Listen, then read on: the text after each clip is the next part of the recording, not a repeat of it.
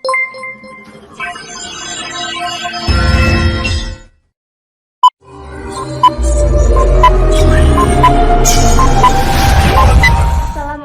warahmatullahi wabarakatuh. Saya Cindy Nur Fatia dengan NIM 2020333097 dari Prodi PGSD Fakultas Keguruan dan Ilmu Pendidikan dari Universitas Muria Kudus. Baik, pada video kali ini saya akan mereview tentang mata kuliah sumber dan media pembelajaran pada semester 4 ini dan materi tentang konsep dasar sumber belajar pada pertemuan kedua ini.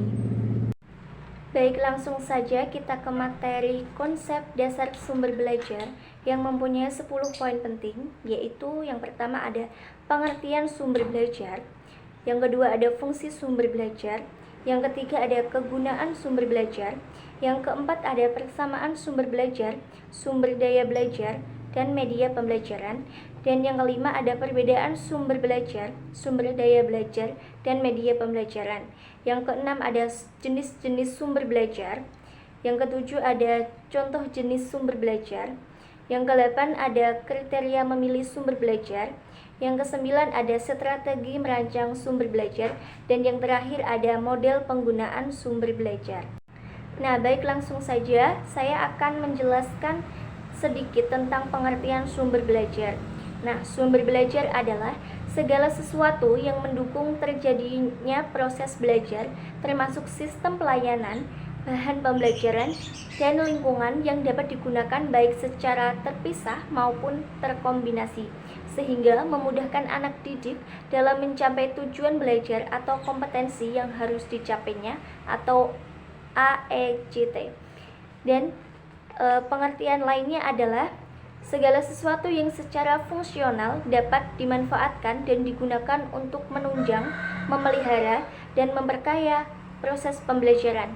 Dapat berupa benda nyata, model, media cetak, media audiovisual, keadaan sekitar, proses, prosedur, dan sebagainya. Jadi, artinya sumber belajar itu didapatkan secara luas, baik dari lingkungan sekitar, baik dari media cetak, baik dari internet, baik dari tata cara kita sebagai membudidayakan budaya kita, dan sebagainya. Bukan hanya tentang berpanduan buku atau LKS saja, jadi tidak monoton. Nah, kemudian yang kedua ada fungsi sumber belajar. Fungsi utama dari sumber belajar yaitu untuk memperbaiki, memelihara, dan meningkatkan kualitas pembelajaran yang sedang dilaksanakan. Maksudnya adalah kita dapat memperbaiki siswa-siswi yang tidak mengetahui apa-apa tentang pembelajaran, kemudian kita dapat menjelaskan materi tersebut sehingga kita dapat memperbaiki peserta didik tersebut menjadi tahu tentang pembelajaran atau materi yang kita sampaikan nanti. Kemudian kita juga dapat memelihara ilmu yang kita dapatkan dari sumber media tersebut. Dan dengan menggunakan sumber media ini kita dapat mengetahui respons kepada materi yang telah kita sampaikan kepada siswa.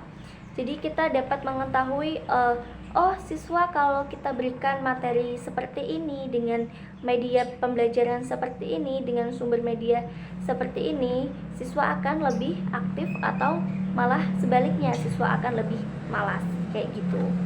Nah, fungsi belajar secara umum yaitu dapat meningkatkan produktivitas pembelajaran, lebih memantapkan pembelajaran, memberikan kemungkinan pembelajaran yang sifatnya lebih individual, memberikan dasar yang lebih ilmiah terhadap pembelajaran, memungkinkan belajar secara seketika, dan memungkinkan penyajian pembelajaran yang lebih luas, serta menembus batas jam pembelajaran formal, mendorong dinamika dan kegiatan belajar mandiri siswa, memelihara iklim akademis dalam proses pembelajaran, mengatasi keterbatasan guru, memperluas pemahaman dan wawasan siswa, dan antisipatif dan proaktif terhadap perkembangan. Kemudian di poin yang ketiga ini yaitu ada kegunaan sumber belajar. Yang pertama, dapat meningkatkan intensitas, minat, dan perhatian para siswa terhadap materi pelajaran yang disajikan oleh guru. Kemudian dapat memelihara suasana belajar yang solid, kreatif, dinamis, dan menyenangkan. Kemudian dapat membuka peluang bagi para siswa untuk lebih leluasa dalam memperdalam, menganalisa, dan mencari makna dari materi pelajaran yang mereka pelajari. Kemudian dapat mendorong para siswa untuk melakukan terobosan akademis melalui pendekatan berpikir inovatif. Kemudian dapat menghindarkan para siswa dari dampak yang kurang baik dari adanya keterbatasan kemampuan, waktu, dan ruang, serta kesepakatan belajar yang produktif.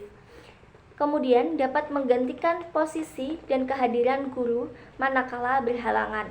Dan yang terakhir, dapat terpeliharanya nuansa akademis dan proses pembelajaran yang berkualitas di sekolah.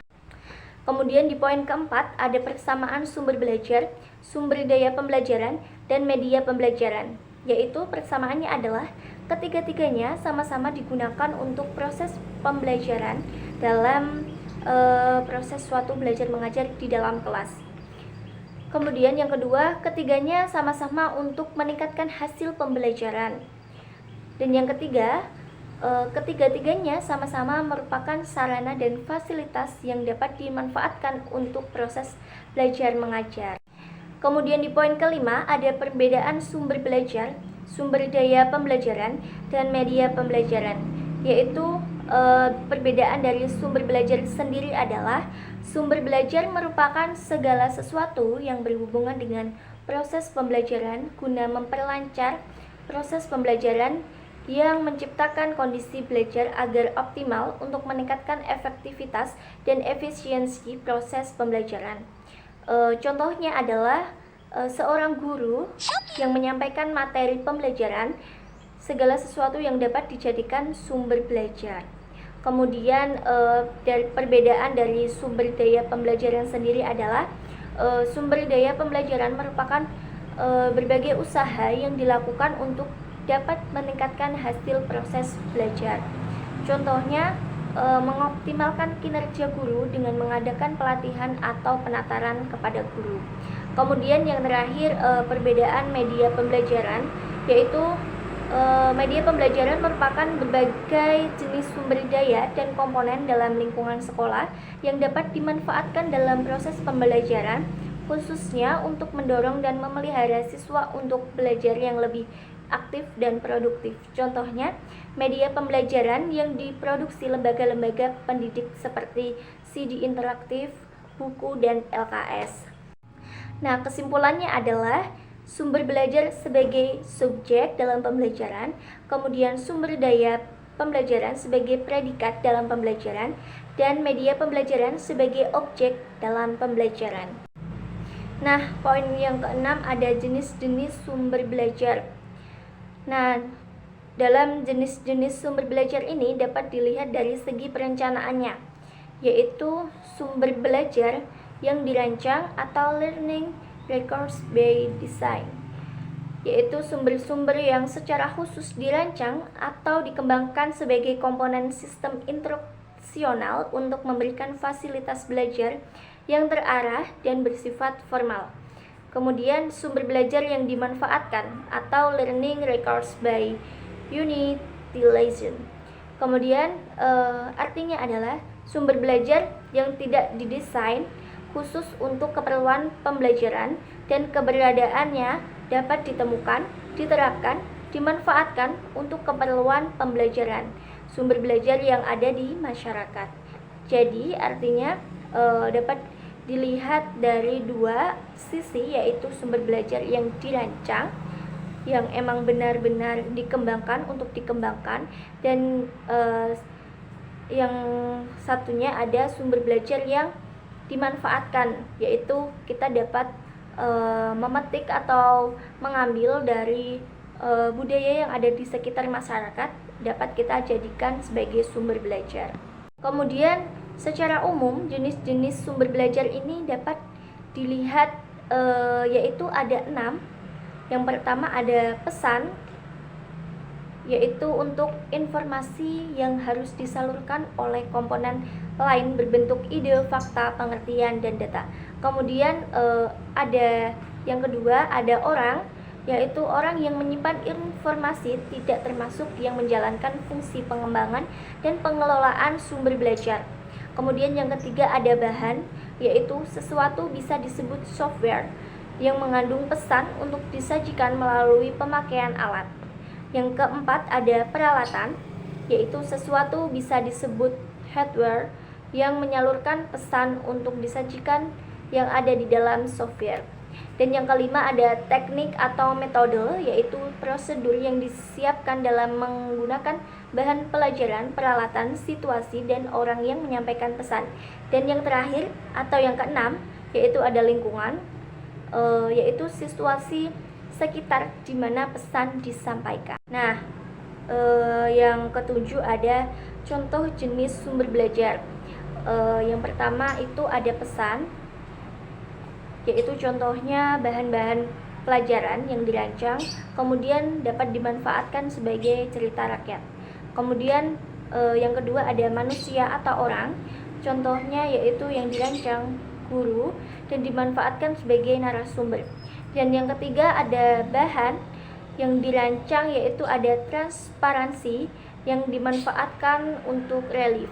Dan yang keempat ada peralatan, contohnya yang dirancang ada OHP dan dimanfaatkan sebagai generator. Dan yang kelima ada teknik atau metode, yaitu contohnya yang dirancang sebagai ceramah kemudian dimanfaatkan sebagai permainan. Kemudian yang terakhir ada lingkungan, contohnya yang dirancang adalah ruang kelas dan dimanfaatkan sebagai taman. Kemudian di poin ke-8 ada kriteria memilih sumber daya. Kriteria umum yaitu yang pertama kriterianya adalah ekonomis, kemudian yang kedua praktis, dan yang ketiga mudah diperoleh, yang keempat yaitu fleksibel, dan yang kelima komponen-komponennya sesuai dengan tujuan, hal-hal untuk menghindari hal-hal yang ada di luar kemampuan guru. Nah, ekonomis di sini diartikan murah, tidak berpatokan harga yang selalu rendah, tapi juga dapat pemanfaatnya dalam jangka panjang, gitu, dapat dimanfaatkan secara jangka panjang. Kemudian praktis di sini diartikan sederhana, tidak memerlukan pelayanan sampingan yang sulit dan langka. Kemudian mudah diperoleh, jadi kita dapat memperoleh sumber belajar dari toko-toko buku terdekat, atau dari internet, atau dari sumber belajar masyarakat sekitar. Kemudian fleksibel artinya di sini dapat dimanfaatkan untuk berbagai tujuan instruksional dan tidak dipengaruhi oleh faktor-faktor luar. Kemudian ada kriteria berdasarkan tujuannya, yaitu yang pertama dapat memotivasi siswa, yaitu dapat menumbuhkan minat, mendorong siswa untuk berpartisipasi, merangsang pertanyaan-pertanyaan siswa agar diajukan dalam setiap proses belajar mengajar. Kemudian yang kedua ada pengajaran untuk mendukung kegiatan belajar mengajar.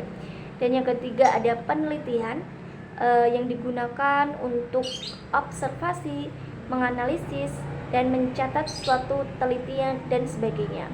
Kemudian yang keempat untuk memecahkan masalah.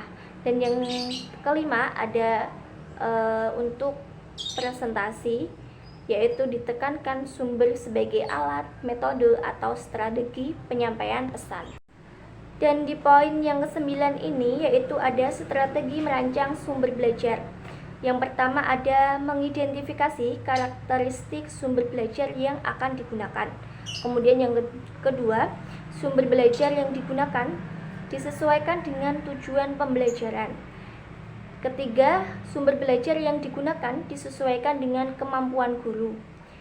Keempat, sumber belajar yang digunakan disesuaikan dengan kebutuhan siswa.